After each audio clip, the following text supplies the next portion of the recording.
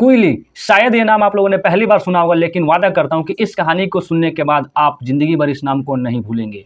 भारतीय इतिहास में वीरांगनाओं की भूमिका अक्सर उपेक्षित रही है, विशेषकर दलित और आदिवासी महिलाओं की, और इन्हीं गुमनाम नायिकाओं में से एक थी कुइली, जो न केवल स्वतंत्रता संग्राम की वीरांगना थी, बल्कि भारत की पहली दलित महिला सेनापति भी थी। उनका योगदान तमिलनाडु की रानी वेलु नचियार की स्वतंत्रता संग्राम में एक निर्णायक शक्ति के रूप में उभरा।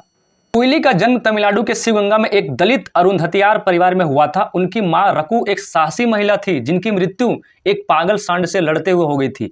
इसके बाद उनके पिता पेरिया मुद्दन कुइली को लेकर शिवगंगा की राजधानी चले गए, जहां वे मोची का काम करने लगे और बाद में वे शाही मोची बन गए।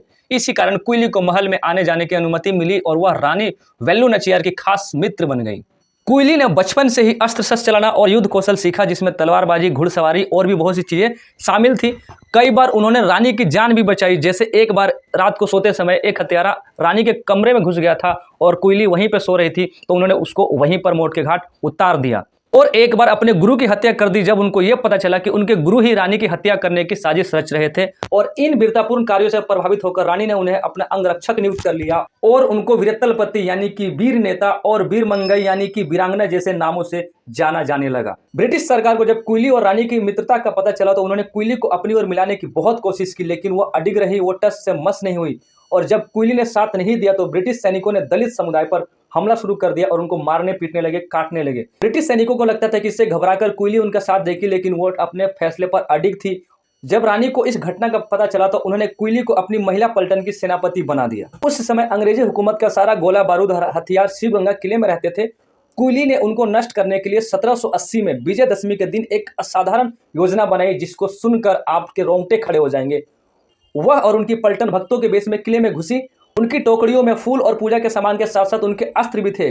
किले के अंदर घुसते ही कुइली सबसे पहले वहां पहुंची जहां पर गोला बारूद के ढेर लगे हुए थे, और कुइली ने अपने शरीर पर घी और तेल लगवाया और अंग्रेजों के हथियार के कमरे में पहुंचकर खुद को आग लगा दी। आग लगाकर हथियारों पर कूद पड़ी और इस प्रकार उन्होंने आत्म बलिदान कर हथियारों को नष्ट किया और रानी की सेना को अंग्रेजों पर विजय दिलाने में मदद की। यह भारत के इतिहास की पहली आत्मघाती सैन्य रणनीति थी, जिसे एक महिला ने अंजाम दिया था। उनके बलिदान से रानी वेलु नचियार की सेना ने शिवगंगा किला जीत लिया और कुइली के आदित्य साहस और त्याग ने उन्हें भारत की महानतम वीरांगनाओं में शामिल कर दिया। वर्ष 2013 में तमिलनाडु सरकार ने उनकी स्मृति में एक स्मारक बनवाया, लेकिन आज भी देश के अधिकांश हिस्सों में उनके योगदान से लोग अनजान हैं। उनके साहस, निष्ठा और बलिदान को जानना और सम्मान देना हम भारतीयों की जिम्मेदारी है।